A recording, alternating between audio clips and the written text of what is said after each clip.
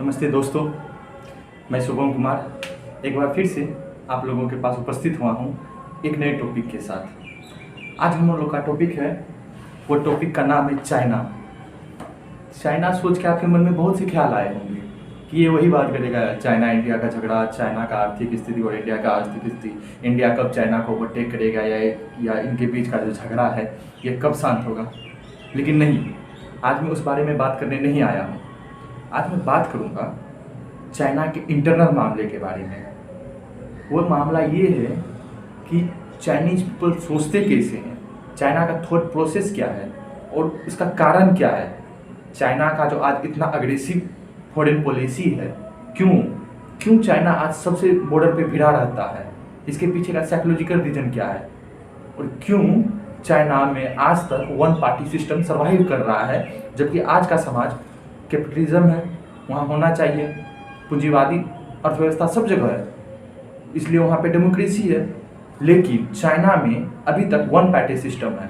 ऐसा क्यों? और वो अभी तक सर्वाइव कर रहा है, जो कि वेस्ट हमेशा से डेमोक्रेसी के अलावा किसी भी सिस्टम को पसंद नहीं करता है। फिर भी वेस्ट का सारा सिस्टम को खराब करते हुए आज चाइना अपने देश में वन पार्टी सिस्टम चला रहा है और सक्सेसफुल होकर चला रहा है। आज हम लोग इसके पीछे के इतिहास को जानेंगे, आखिर इसके पीछे का कारण क्या रहा है। सबसे पहले अगर हम इसको देखना शुरू करते हैं, उसके दो पार्ट में इसको हम बांटेंगे। एक है ऐतिहासिक कारण और दूसरा है आधुनिक कारण। और ये हम लोग डिस्कस कर रहे हैं जो है चाइना का वन पार्टी सिस्टम, वो क्यों सर्वाइव कर रहा है। मुख्य जो होगा हम लोग का बात वो होगा, इसके चारों तरफ इर्द गिर्द हम चाइना का और सब कहानी आपको सुनाएंगे। लेकिन मेन फोकस यही रहेगा कि आखिर कैसे चाइना सर्वाइव कर रहा है इस सिस्टम के साथ में।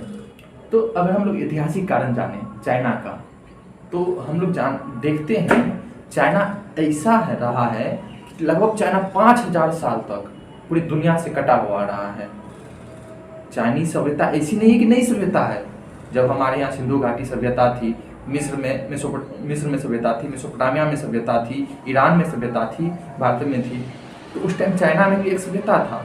लेकिन चाइना का भौगोलिक स्थिति आप देखेंगे तो चाइना के ईस्ट में साउथ चाइना सी है, या पैसिफिक ओशियन आप कह सकते हैं, और इधर बहुत सारा पहाड़ का श्रृंखला है वेस्ट में, और साउथ में भारत की ओर से हिमालय है, जिससे कि चाइना का जो भौगोलिक संरचना बनता है, ज्योग्राफिकल स्थिति, वो चारों तरफ से घिरा रहा है। इसलिए कभी चाइना तक पहुंचना बाहरी लोगों के लिए आसान नहीं रहा है, और चाइनीज लोगों के लिए भी बाहर निकलना इतना आसान नहीं रहा है। तो इस वजह से चाइनीज सभ्यता संस्कृति जो है हमेशा से कॉम्पैक्ट रही है, वो पेक रही है। और लगभग माना जाता है चाइना के बारे में, चाइना 5000 साल तक गुमनामी का जिंदगी जिया, जब तक कि अंग्रेज वहाँ पे पहुँच के, यूरोपीय वहाँ पे पहुँच के उसको बाहरी दुनिया से कनेक्ट नहीं किए। अब आप बोलेंगे कि ये क्या बकवास है, चाइना तो सिल्क रूट में हमेशा से सिल्क का व्यापार कर रहा है वहाँ से। अरे वो व्यापार कर रहा है, मैं बोल रहा हूँ उसका दुनिया से क्लोजली जुड़ना, सभ्यता संस्कृति में एक्सचेंज होना, उसके बारे में हम जाने, हमारे बारे में वो व्यापार करने का। तो सिंधु घाटी सभ्यता में भी व्यापार हो रहा था, हड़प्पा में भी व्यापार का लोथल में प्रमाण मिला है उस व्यापार का। लेकिन अभी हम लोग कुछ ज़्यादा है, सांस्कृतिक प्रभाव हम लोग पे कुछ है, हम लोग जैसे साबित कर पाएँ कि उसका सांस्कृतिक प्रभाव पड़ा है। तो उस तरीका से चाइना भी व्यापार करता था, सिर्फ व्यापार होता था, लेकिन कोई सांस्कृतिक सभ्यता, फैशन, खान पान इधर उधर एक्सचेंज नहीं हो पा रहा था।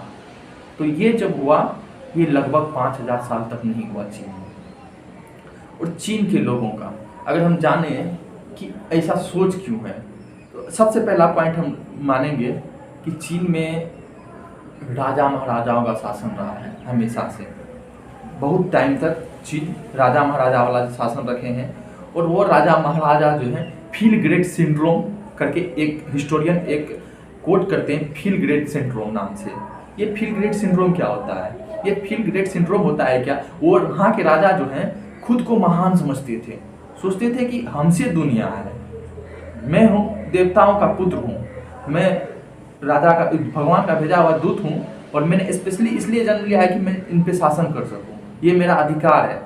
आप इसका प्रभाव भारत में भी देखेंगे।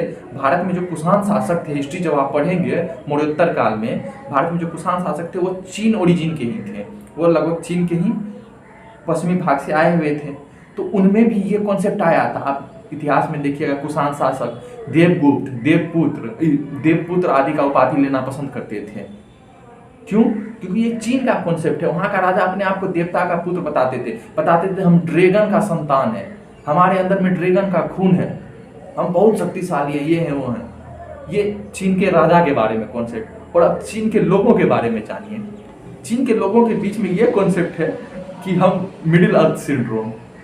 चीन का राजा तो एक अलग रूप से ग्रसित होता था, चीन के लोग भी जो है ना एक भ्रम में जीते थे, मिडिल अर्थ सिंड्रोम। उनको लगता था कि पूरी दुनिया के बीच में हम ही हैं, हमारे चारों ओर पूरी दुनिया है, बीच हम हैं। क्योंकि ज्योग्राफिकल नॉलेज तो उनको था नहीं, उनको लगता था पूरी दुनिया के केंद्र में हम हैं, हम सर्वश्रेष्ठ हैं, जो हैं हम ही हैं। क्योंकि वो बाहर निकलना चाहते नहीं थे और बाहरी लोगों को वहाँ पे जा नहीं पाते थे। आपका इसका एक सरल एग्जाम्पल हम देंगे, मुझे याद नहीं आ रहा है, हेनसांग या फायान, हेनसांग ही शायद, वो चीन से भाग के भारत आया था बौद्ध धर्म के बारे में जानने के लिए। भाग के उन्हें क्यों आना पड़ा? क्योंकि उसके राज्य में विदेश यात्रा प्रतिबंधित था। आप अंदाजा लगा सकते हैं कि चीन के लोग विदेश के बारे में ना जानने में कितने कड़े थे। वो नहीं चाहते थे कि हमें विदेश के बारे में जानकारी हो, हम जैसे हैं हम सुपीरियर हैं, खुद में कहते नहीं अपने मुंह मियां मिट्ठू। तो वो कहानी था चीन के लोगों के साथ में और चीन के राजाओं के साथ में। ये दोनों ग्रसित थे अपने सोच से। और इसका कारण क्या था? इसका कारण था 6th सेंचुरी BC में भारत में जब जैन, महावीर, ये लोग इसी आसपास के यूनान में उस टाइम में एरोडोटस सब थे, प्लेटो सब थे, कुछ समय उससे पहले चली जाइए, थोड़ा 200-300 साल पहले। तो ये सब दार्शनिक का यूज था, फिलोसफर का यूज था। वही 6th सेंचुरी BC में चीन में एक फिलोसफर हुए, आप लोगों ने उनका नाम सुना होगा, कन्फ्यूशियस। कन्फ्यूशियस बहुत बड़े दार्शनिक हुए, लगभग चीन का सभ्यता को उन्होंने पलट के रख दिया। चीन में आज जो भी आप देख रहे हैं उसका बहुत बड़ा प्रभाव है कन्फ्यूशियस को लेकर। कन्फ्यूशियस ने चीन में एक कॉन्सेप्ट दिया, हायरार्की का सिस्टम, राजत्व का सिद्धांत उन्होंने दिया। आज भी ये है। इसका कारण उन्होंने बोला कि हमें रिस्पेक्ट करना चाहिए हायरार्की का।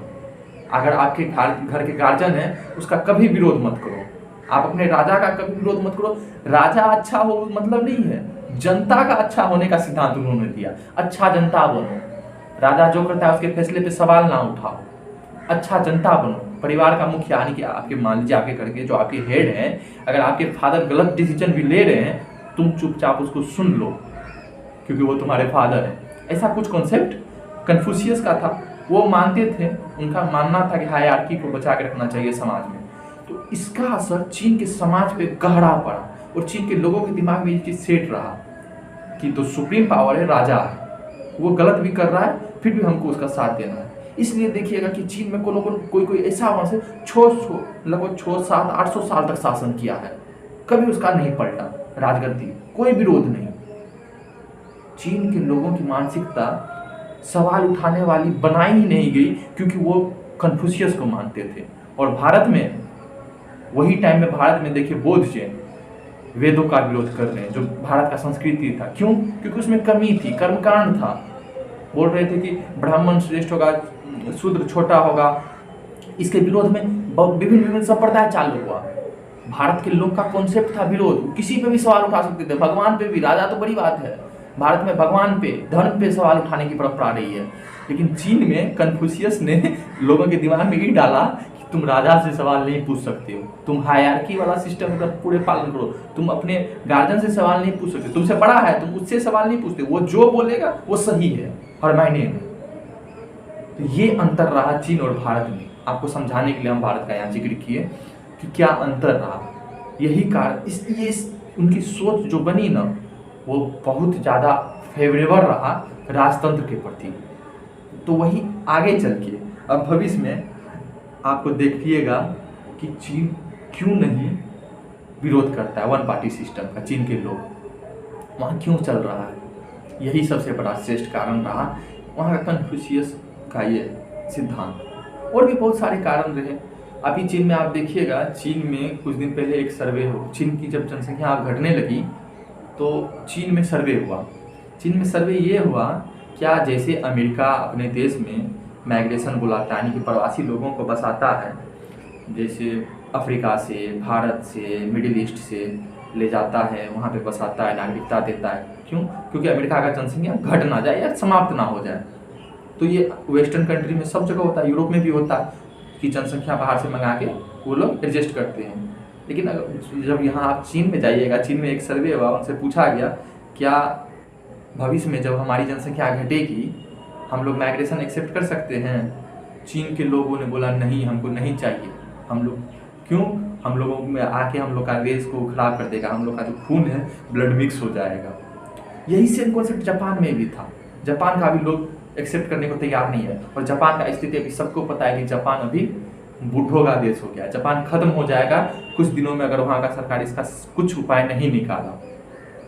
ये सब कारण है चीन के इतिहास में कि चीन इस तरह से विरोध नहीं करता है। अब चीन आधुनिक भारत में देखिए, आधुनिक भारत बोल रहे हैं, आधुनिक चीन में या आधुनिक समय में क्या कारण रहा कि चीन में इसका विरोध नहीं होता है वन पार्टी सिस्टम का? तो चीन का जब आधुनिकता का इतिहास शुरू होता है तो शुरू होता है लगभग जब ब्रिटेन वहाँ पे पहुँचा 1839 से लेके बाद का समय ब्रिटिश वहाँ पे कब्जा किए। इसका सबसे बड़ा कारण वहाँ किंग डायनेस्टी नाम से एक साम्राज्य था। क्वीन या किंग करके QING करके होता है, अब इसका क्या उच्चारण होता है चाइना में पता नहीं। तो ये डायनेस्टी था। तो वहाँ सबसे पहले ब्रिटिश पहुँचे, और ब्रिटिश जैसे पहुँचे तब से माना जाता है चीन के इतिहास में, या इतिहासकार लिखते हैं 100 ईयर ऑफ ह्यूमिलेशन या सेंचुरी ऑफ ह्यूमिलेशन, मतलब चीन का बेइज्जती का 100 साल। चीन के इतिहास में भी पढ़ाया जाता है और वर्ल्ड हिस्ट्री में भी बताया जाता है। ये टाइम पीरियड जो रहा कौन 1839 से लेके 1849 तक, मतलब 1839 से लेके 1849 तक, लगभग 110 साल का टाइम पीरियड ये ह्यूमिलेशन का टाइम रहा चीन के लिए। चीन के इतिहास में सबसे खराब समय रहा ये। क्यों? इसका कारण अब हम आपको बताते हैं। क्योंकि जब ब्रिटिश वहाँ पे पहुँचे तो उन्होंने चीन को पूरा वहाँ का देखा, उन लोगों से अफीम का खेती करवाया, उन पे कब्जा किया, पूरे देश को तोड़ मोड़ के बर्बाद कर दिया। चीन के हाथ से सबसे पहले मंगोलिया गया, मंचूरिया गया, मकाऊ गया, हांगकांग गया, वियतनाम गया। ये सब क्यों हुआ? यही 100 साल के पीरियड में हुआ। चीन अटैक कर रहा है, कभी रसिया मंगोलिया की तरफ से रसिया लिया, मंगोलिया को काट दिया। इधर वियतनाम में फ्रांस और ब्रिटेन मिलकर कर दिया, मकाऊ पे ब्रिटेन का कब्जा हो गया, जापान मंचूरिया पे कब्जा कर लिया, कोरिया साइड से टूट गया। तो चीन को पूरा तोड़ के अस्त व्यस्त कर दिया। चीन के लोगों को अफीम का खेती करवाता था और अफीमें खिलाता था अंग्रेज। इतना बर्बाद कर दिया उसको अफीम खिला के कि चीन की सोच, युवा पीढ़ी, पूरा जनरेशन बर्बाद करके रख दिया। तब तक जब तक कि 1919 में फर्स्ट वर्ल्ड वार के टाइम में 1919 उसके ख़त्म होने के बाद sun Yat-sen नहीं आए। sun Yat-sen स्टूडेंटों को जोड़ के एक बड़े नेता बन के उभरे चीन में। शायद उन्हें आधुनिक चीन का फादर भी कहा जाता है, डॉक्टर sun Yat-sen को।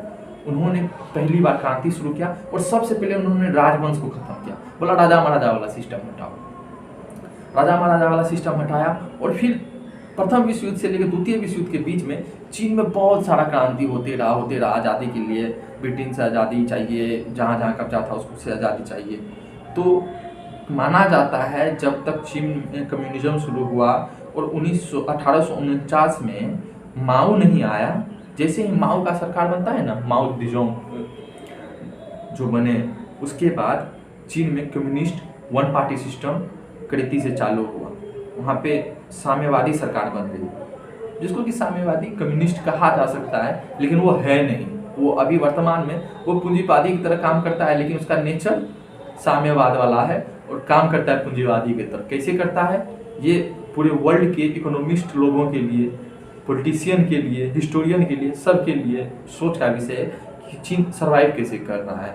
और इन सब का कारण अभी हम आपको बता रहे, ऐतिहासिक कारण भी बताएं और अभी वर्तमान में बता रहे। ये 100 साल में चीन के लोगों को इतना बेइज्जती सहना पड़ा, वो अपने आप को बेइज्जती मानते हैं। इतना बेइज्जती क्योंकि उन्हें गुलाम बनाया गया, उनको तोड़ा मरोड़ा गया, उनके पूरे बहुत बड़े देश को तोड़ के बिखेर दिया गया, ताइवान को अलग कर दिया गया। अभी जो कि देख रहे हैं, अभी तक वो ताइवान पे क्लेम करता है, इसका भी कारण यही है।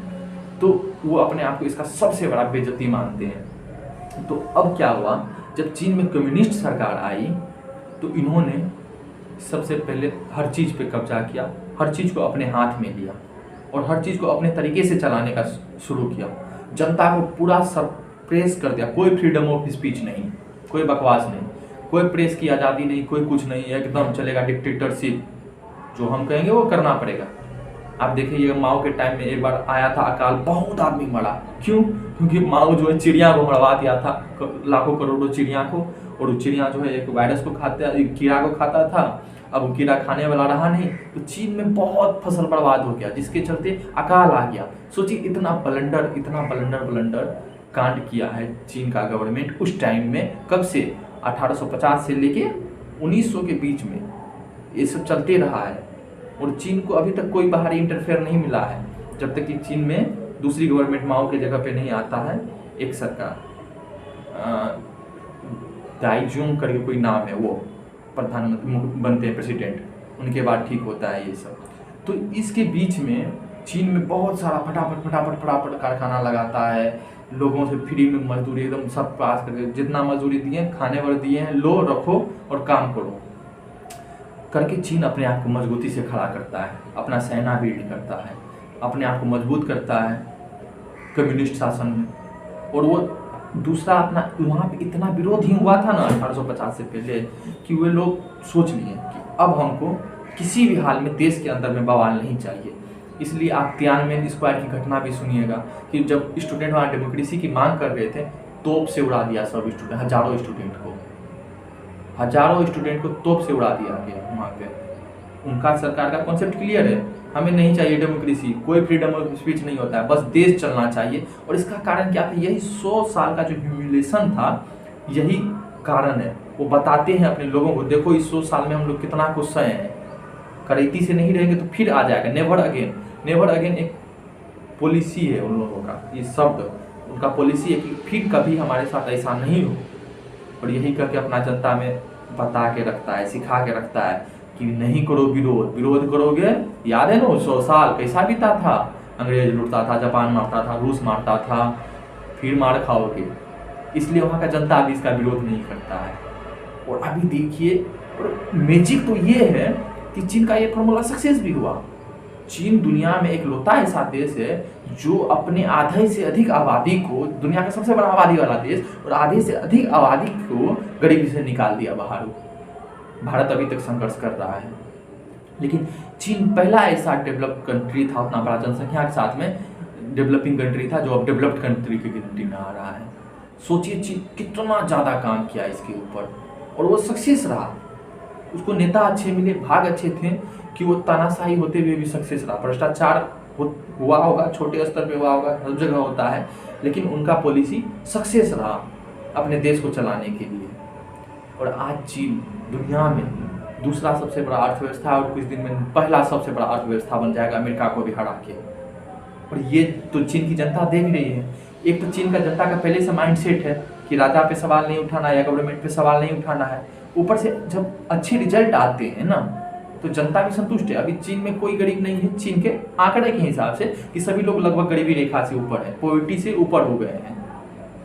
तो इससे चीन की जनता में भी विरोध की जो भावना है वो उत्पन्न नहीं होती है, और चीन अभी तक सबको दबा के रखता है। चीन का आप देखिए फॉरेन पॉलिसी, कोई बोलता है कि चीन में ये अधिकार नहीं है, वो अधिकार नहीं है, कुछ नहीं सुनता है चीन अपने सभ्यता, संस्कृति, खान पान किसी में चेंजेस नहीं करता है। चीन के नेता को आप देखिएगा सूट बूट पहनते, लेकिन चीन के अंदर में वो वेस्टर्न कल्चर को उतना नहीं बढ़ने देते हैं। चीन में देखिए, जाके देखिए चीन के मस्जिदों को, चीन के मस्जिद को जो गुंबद देख रहे हैं, ये इस्लामिक सभ्यता, ये अरब से या मिडिल ईस्ट से आया था।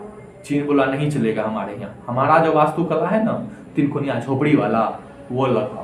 मस्जिद भी बनेगा तो झोपड़ी उस टाइप का बनेगा, 3 कोनों में झोपड़ी वाला टाइप। नहीं चलेगा तुम लोग का सिस्टम, कोई गुंबद नहीं बनेगा चीन में, कोई दाढ़ी रखने वाला कॉन्सेप्ट नहीं। पूरा आप विगर उस्मानी का जो केस देख रहे हैं, पूरा सप्रेस करता है, उसको मार के पढ़ाता है, बोलता है ये पढ़ो, चीन का संस्कृति पढ़ो और इसके हिसाब से चलो। कोई इस्लामिक कॉन्सेप्ट नहीं चलेगा यहाँ पे। तो चीन एकदम एक हाथ कहे ना, लोहे का हाथ, आयरन फिस्ट जिसको कहते हैं, इंग्लिश में एक कोट है, आयरन फिस्ट से देश चला रहा है। और वहाँ की जनता की को इस सब चीज़ों की आदत है। आप जो कहिएगा यार चीन में कभी विरोध नहीं होता है, कैसा है वहाँ का जनता, कितना दबा के रखता है, अरे दबा के तो वो रखता ही है, लेकिन वहाँ का जनता को ऐसे रहने का आदत है। वहाँ की जनता की मानसिकता बन चुकी है, वो सवाल नहीं करते हैं। मैंने बताया ना, भारत में इंदिरा गांधी करने का कोशिश की थी, रिजल्ट आप सबको पता है, जयप्रकाश नारायण, संपूर्ण क्रांति, पूरा सिंहासन खाली करो, जनता आ रही है, पूरे एकदम बर्बाद करके रख दिया इंदिरा गांधी का करियर। तो कॉन्सेप्ट होता है देश का इतिहास में, और आपको ऐतिहासिक कारण पता चला कि क्यों चीन में नहीं होता है इस सब चीज़ों का विरोध, और क्यों चीन में वन पार्टी सिस्टम सक्सेस है। अगर कोई नेता यहाँ भारत में बोले, पाकिस्तान में कुछ दिन पहले इमरान खान एकदम बढ़ चढ़ के बोल रहे थे कि चीन का वन पार्टी सिस्टम एकदम बहुत तगड़ा है, उस पर ध्यान देना चाहिए, उस पर काम करना चाहिए, डेमोक्रेसी का सबसे अच्छा एग्जाम्पल। अभी पहली बात तो वो डेमोक्रेसी नहीं है, चीन का वन पार्टी सिस्टम बिल्कुल डेमोक्रेसी नहीं है, ये मन का भ्रम है लोगों का। और चीन का जो वन पार्टी सिस्टम है वो चीन में सक्सेस हुआ क्योंकि उसका ऐतिहासिक पृष्ठभूमि ऐसा था कि वहाँ वो सक्सेस हो सकता था। वो पाकिस्तान भारत में सक्सेस नहीं होगा। अफगानिस्तान में अमेरिका डेमोक्रेसी सिखा रहा था, अरे भाई वो कबीला वाला लोग है, क्या डेमोक्रेसी सीखेगा, उसको अभी खाने के लिए नहीं मिलता है, लेकिन AK-47 मिलता है। इसलिए पहले वहाँ गरीबी खत्म करो, तब डेमोक्रेसी बताओ। इसलिए चीन ने पूरे तरीक़ा से सबसे पहले गरीबी खत्म किया। और देखिए अब बाहर का आदमी, यूरोपीय आदमी बतेबो करेगा ना चीन को कि हमको ख़त्म कीजिए, ये डेमोक्रेसी लाइए, वन पार्टी सिस्टम हटाइए, वो बोलेगा क्यों लाए भाई, हमको वन पार्टी सिस्टम से फ़ायदा हो रहा है। इसलिए वहाँ के लोग इसका विरोध नहीं करते हैं, और शी जिनपिंग अभी तक सक्सेसफुली चल रहा है। जब तक जिंदा रहेगा तब तक वो प्रेसिडेंट रहेगा, कोई उसका कुछ नहीं बिगाड़ सकता, और अमेरिका को बजाते रहेगा। आप लोग को मोटा मोटी समझ में आ गया होगा कि चीन में वन पार्टी सिस्टम सक्सेस करने का क्या कारण रहा। अब फिर मिलेंगे हम लोग अगले वीडियो में किसी और टॉपिक के साथ। जय हिंद।